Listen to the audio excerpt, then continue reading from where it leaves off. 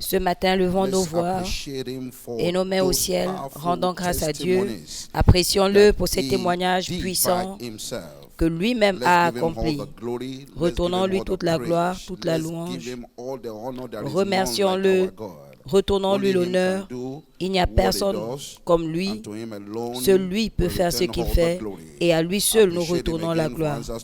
Appréciez-le encore pour les prières exaucées ce matin. Remercions-le parce qu'il nous entend toujours et il nous exauce. Merci Jésus. Reçois toute la louange.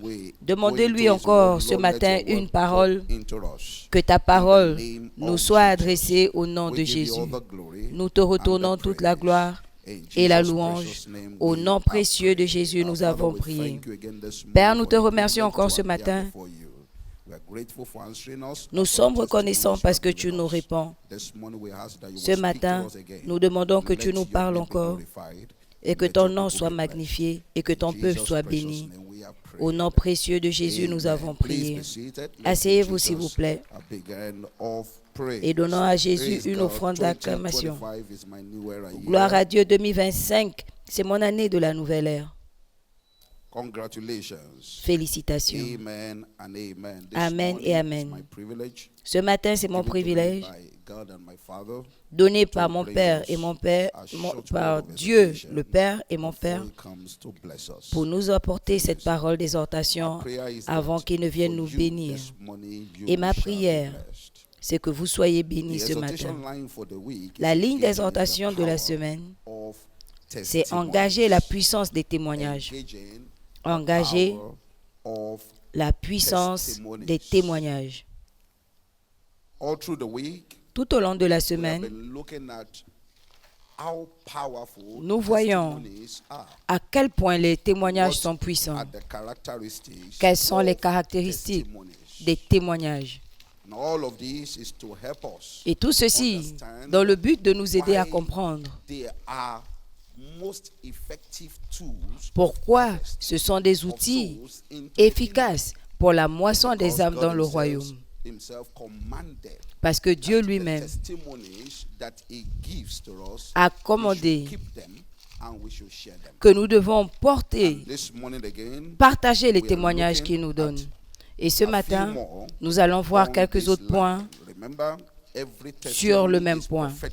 Et souvenez-vous que tout témoignage est prophétique et a la puissance de se reproduire selon son genre.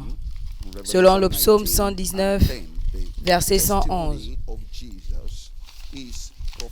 Le témoignage de Jésus est prophétique. Pendant que nous les partageons, ils se reproduisent. C'est pourquoi ce sont des cycles de moisson. Des moissons d'âmes dans le royaume. Jésus a dit, à moins qu'ils ne voient des signes, ils ne croiront pas. Et les témoignages sont des signes de ses œuvres. Les témoignages sont des preuves de la manifestation de sa puissance. Il l'a fait auparavant et il continue à le faire. Et il le fera encore. Donc, en les partageant, les gens qui les écoutent sont boostés et ils peuvent l'embrasser. C'est pourquoi les témoignages sont illuminants et ouvrent les yeux des auditeurs. Et ils savent quoi faire pour les résultats qu'ils veulent. Ce sont des instructions qui enseignent, qui montrent comment gérer des situations. Les témoignages se répliquent. Juste comme on l'a dit, ils ont la capacité de se reproduire. Et il faut noter qu'il n'y a rien de nouveau sous le ciel. Ecclésiaste 9:11 dit, 1:9 dit, il n'y a rien de nouveau sous le soleil. Ce qui s'est fait, c'est ce qui se fera. Et il n'y a rien de nouveau sous le soleil. Ce qui a été, c'est ce qui sera. Ça veut dire qu'il n'y a rien qu'on traverse que quelqu'un n'ait jamais traversé. Il n'y a pas d'étape de ta vie que tu traverses sans que personne ne l'ait vécu ou expérimenté. Mais ils ont fait quelque chose. Et ce qu'ils ont fait les a sortis de la situation. Le Dieu qui les a fait sortir est le même Dieu. Et s'il l'a fait avant, il le fera encore. Donc ce que nous devons faire, c'est d'apprendre ce que les personnes ont fait. Et quand on fera ce qu'ils ont fait, nous serons également qualifiés à recevoir l'intervention de Dieu comme eux. Vous avez entendu de notre Père encore et encore qu'il n'y a pas de révélation privée. Tout ce que Dieu montre à quelqu'un, le pas que quelqu'un a posé qui a emmené son témoignage, si quelqu'un d'autre fait de même, il aura le même résultat. Et c'est pourquoi nous venons partager nos témoignages avec les gens que nous rencontrons. Vous voyez quelqu'un au champ de la moisson qui est malade ou qui est défié dans sa santé, nous allons présenter Jésus qui guérit les malades. Et on va leur dire, quelqu'un était dans telle situation. Il est venu en Jésus. Il a fait ci et ça. Et voilà ce que Jésus a dit. Également nos témoignages personnels. Quand nous voyons la situation sur le champ, nous devons scanner notre vie pour revoir ce que Dieu a fait dans notre vie et qui est en relation avec ceux qui traversent. Et la vérité, c'est que nous allons toujours trouver comment il nous a sauvés, comment il nous a fait sortir de la captivité de Satan, des ténèbres, en partageant avec eux. Nous les voyons, j'ai rencontré des garçons, j'ai rencontré toutes sortes de personnes. Et j'ai dit, vous savez quoi? Sinon, pour Jésus, je serais dans votre position. Et je leur dis comment j'étais têtu, comment Jésus m'a sauvé, comment aujourd'hui il m'a décoré. Et il me regarde. J'ai dit, j'étais là avant. Je sais ce que c'est. Et vous voyez comment ils m'écoutent. Certains m'ont suivi vers ce Jésus qui a décoré ma vie et qui a également décoré la leur. Donc, en partageant nos témoignages avec eux, nous voyons nos témoignages se reproduire dans leur vie. C'est important aussi de noter ce matin que les témoignages sont des boosters de la foi, des boosters puissants de la foi. Deux choses rapidement. Dans Hébreux 11:6, la Bible dit « Celui qui vient à Dieu doit croire qu'il est celui qui vient à Dieu. » Ça veut dire que venir à Dieu requiert la foi. Si tu veux qu'ils viennent à Dieu, alors ils doivent avoir la foi en Dieu boostée. Et la Bible dit que la foi vient de ce qu'on entend et ce qu'on entend de la parole. Les témoignages, la plupart du temps, notre Père nous le fait comprendre, sont aussi puissants que les Écritures. C'est pourquoi nous les documentons et nous les partageons. Donc, en partageant nos témoignages, nous boostons leur foi. Et c'est ce que la femme de la Samarie a fait. Elle allait leur dire, « Venez voir un homme qui m'a dit tout ce que j'ai fait. » Et ils sont venus. Tu veux dire qu'un homme t'a dit que tu as été marié à tant de personnes? Et nous allons te suivre. Et ils sont venus. Et je vois la différence entre les contacts et les convertis. C'est le partage des témoignages. Quand tu partages ton témoignage avec un contact, c'est un converti potentiel. Parce que le fait d'écouter Jésus les attire. Et quand ils arrivent, ils ne demeurent pas les mêmes. Il est converti. Donc quand nous partageons nos témoignages, leur foi est boostée.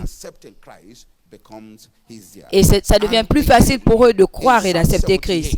Dans le psaume 78, 40 à 43 et 56 à 58, nous voyons comment ils l'ont provoqué dans le désert.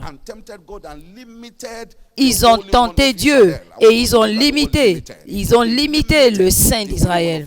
Ils ont limité le Saint d'Israël. Ils ne se sont pas souvenus de ses mains, des jours où il les a délivrés. Ils ont tenté et provoqué le Dieu vivant. Et ils n'ont pas gardé son témoignage. Et ils se sont retournés. Et dans l'infidélité, comme leur père. Ils ont été mis de côté.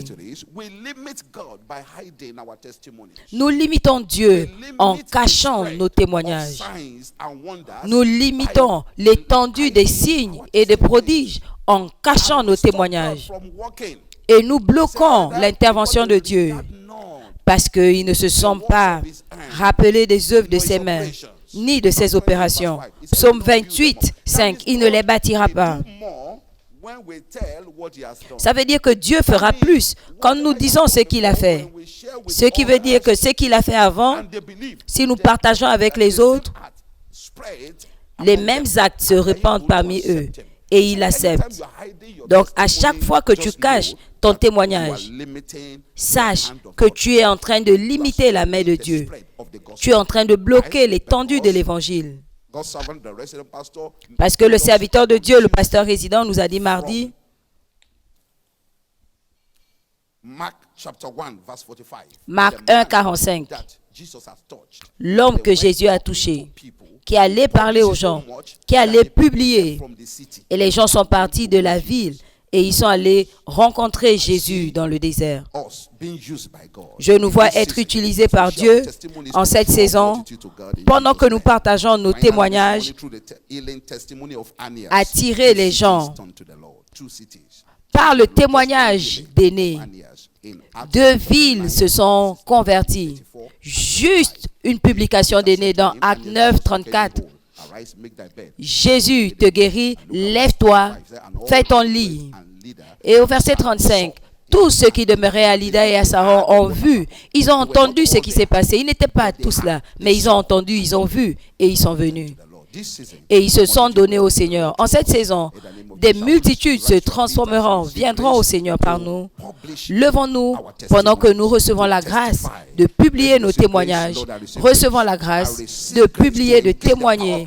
Seigneur, je reçois la grâce d'engager la puissance des témoignages. Mon témoignage pour la moisson et le salut des âmes dans le royaume. Béni soit ton nom, au nom précieux de Jésus. Avec la joie de Jésus, recevons notre Père ce matin pour nous bénir. Alléluia. Amen. Levez vos 2 mains et rendez grâce à Dieu pour la parole. Remerciez-le pour la réponse à nos prières. Remerciez-le pour un autre grand jour. Louez-le, adorez-le. Il n'y a personne comme notre Dieu. Merci Jésus. Béni soit ton nom. Au nom précieux de Jésus, nous avons rendu grâce. Les témoignages sont des semences. Vous les semez, ils se multiplient. Personne ne manque de ce qu'il partage, mais les gens manquent de ce qu'ils conservent. Tout ce qui est grand commence petit. Seuls ceux qui partagent des petits témoignages voient de grands.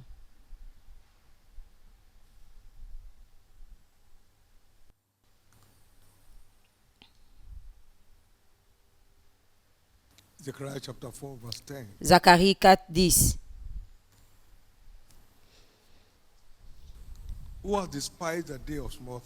Qui a méprisé les jours des petites choses? Plusieurs le font. Tu rentres du magasin, tu as vendu 1000. Voici le jour le plus horrible de ma journée.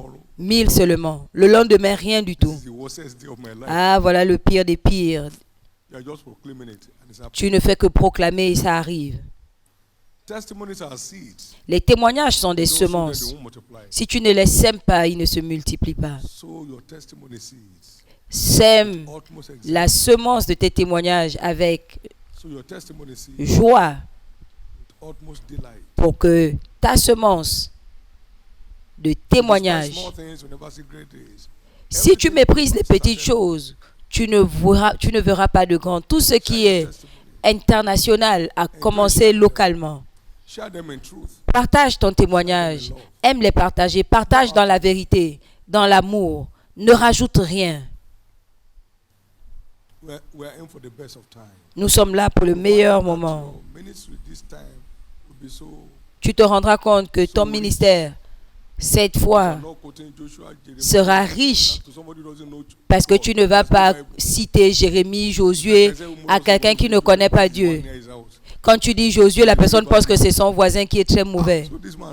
Ah, donc il connaît Josué. Il n'a jamais vu une Bible dans sa vie. Mais lui dit, Jésus change l'histoire des gens. Il a changé mon histoire et il veut changer ton histoire. Il est le maître qui change les histoires. Il transforme les choses quand les gens viennent à lui. Et il veut changer les choses pour toi.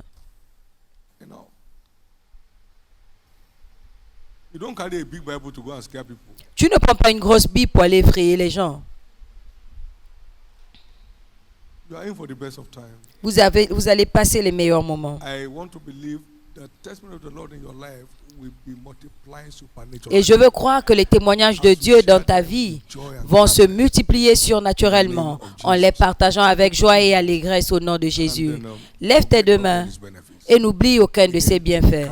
Commence à compter ce que Jésus a fait dans ta vie.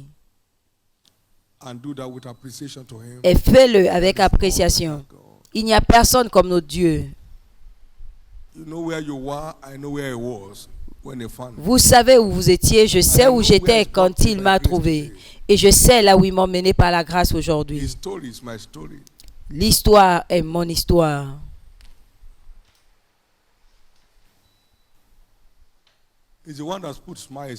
C'est lui qui met le sourire sur mon visage. Et il me sourit tout le temps.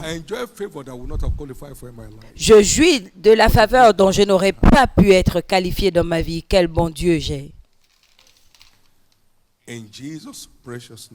Au nom précieux de Jésus.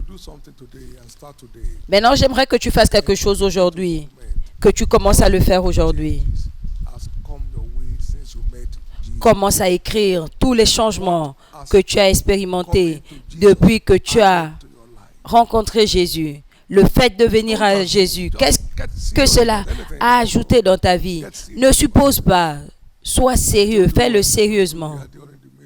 Je vous l'ai dit, durant des sessions d'après-midi, pendant le jeûne, j'ai levé ma semence et j'ai dit, Jésus, je n'ai rien emmené dans le ministère. Regarde ce que tu as mis dans ma main. Regarde.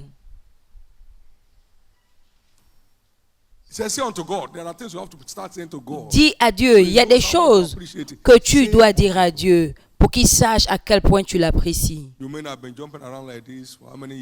Depuis combien d'années je saute comme ça et je continue à sauter? Non, seul toi peux le faire. Merci Jésus. D'où vient cette force? Ça vient de toi. D'où est-ce que j'ai cette intelligence mentale? Ça vient de toi. Comment est-ce que je peux avoir, toi, la fontaine de la sagesse? Tu es le pic de la lumière éternelle. Asseyez-vous. Ne soyez pas négligents des choses de Jésus. Asseyez-vous. Écrivez ce qu'il a fait pour vous. Il a dit de n'oublier aucun de ses bienfaits. C'est-à-dire, écris-les. Voici les choses que Jésus a fait dans ma vie. Combien ont expérimenté la paix quand ils ont rencontré Jésus? La vraie joie, la véritable joie. Combien sont libres de la dépression depuis qu'ils ont rencontré Jésus? Vous avez une histoire à raconter. Le monde attend vos témoignages. Levez vos deux mains et rendez grâce à Dieu parce qu'il a fait de votre vie un témoignage. Parce qu'il a fait de votre vie un témoignage. Remerciez-le.